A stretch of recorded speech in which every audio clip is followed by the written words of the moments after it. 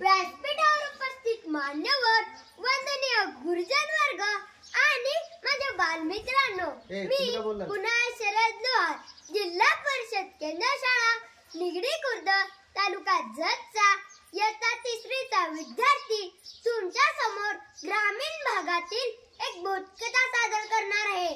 माझ्या बोधकथेचे नाव आहे हरण्या आणि पाखऱ्या. गणप्या 7वी पास झाला. ती गरिबीमुळे शाळा सोडून दिली. तेव्हा गणपेची आजी त्याच्या घरला आली.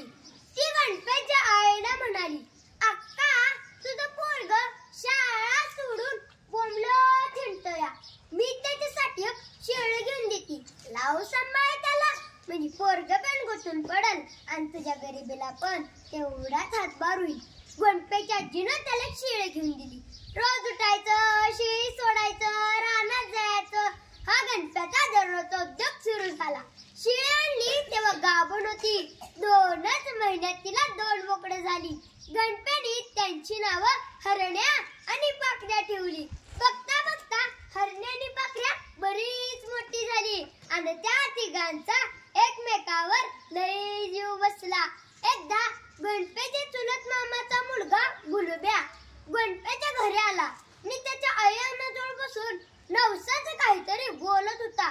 गणपेची आई म्हणत होती, अरे गुलब्या, ते समजा खरं आहे र, पण माझ्या पोराला कळलं तर माझं पोरगा पाणी खायचं नाही र. त्यांच्या बोलण्याकडे गणपेचं लक्षच नव्हतं. संध्याकाळी अंगणात झोपल्यावर गुलब्या गणप्याला म्हणाला, आपल्याला उद्या डोंगरात सटवायला जायचं हाय. तुझ्या मामाने तुला बुडवून या. तुला नवी कापडं घातलं या. आता झोप लवकर. पहाट झाल्यावर सगळीजण डोंगरावर सटवायला निघाली. गणप्या डोंगरावर पोहोचला. तेवढ्या समोर बैलगाडीतून मामा, मामी, बाया, माणसं सामान भरून आली होती आणि सर्वजण हरण्या आणि पाखऱ्याला घेऊन मंदिरावर पोहोचले. बैलगाडीतलं सगळं सामान खाली काढलं. बकरी एका झाडाला बांधली. थोड्या वेळात झाडीवरून बाप आलं. त्यातल्या एकाच्या हातात मुठी सुरू होती. गणपेच्या मामानं त्यांना काहीतरी सांगितलं. त्यातल्या एक जणानं हरण्याचा पाय धरला आणि दुसऱ्यानं हातात सुरी घेऊन पाणी पाजलं. हरण्याने एकदाच गणप्याकडे बघितलं.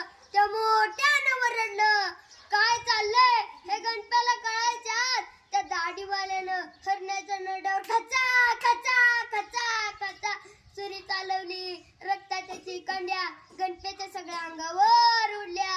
हरण्याचं मुडकं निधन वेगळं झालं. धडधड तर कापलं, निशांत झालं. हे सगळं बघून गणप्या मोठमोठ्यानं रडायला लागला. काय काय म्हणायला लागला. गिळागडा रोळायला लागला. माझ्या हरण्याला का कापलं हे विचारत होता, पण कुणीच त्याचं ऐकत नव्हतं. गणप्याची आई तिची समजूत घालत होती. पोरा ग तुझा मामा लय रागीट आहे. त्याची मोठी पाहुणं आली त्या.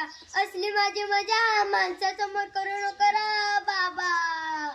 तेवढं तिथं मामी आली. गणप्याच्या आईला म्हणाली, ए वंस, तुझ्या पोरानं करायचं तेच केलं. मला 2 पोरींच्या पाठीवर या सटवायच्या नवसानं एक पोरगा झाला. असती नवस्कार आलेलो तर या तुझ्या गाबड्यानं पातमाशात करून टाकला. जणू काही त्याच्या घरातलं पण गेलं ग. तुझं गाबडं मगापासून रडतया. ए पोरा, एवढं काय रडतेस? तुझी आई गेली का बाप गेला? मला जरा आधीच माहित असतं तर बाजारातला बोकडा आणली असती आणि या 100 बोकड्यांची दावण या सटवाय पुढे दिली असती. मामी फार फार बोलत होती आणि गणप्याची आई खाली मान घालून डोळ्यातलं पाणी पदरानं पुसत होती. तेवढ्यात गणपेची नजर पाखऱ्यावर गेली. पाखऱ्या अजूनही झाडझूड होता. तेवढ्यापासून दाढीवाला माणूस पाखऱ्याला कापायला नेण्यासाठी होत होता. गणपत डोळे पुसून ताडकान उभा राहिला. जीवाचा आकांत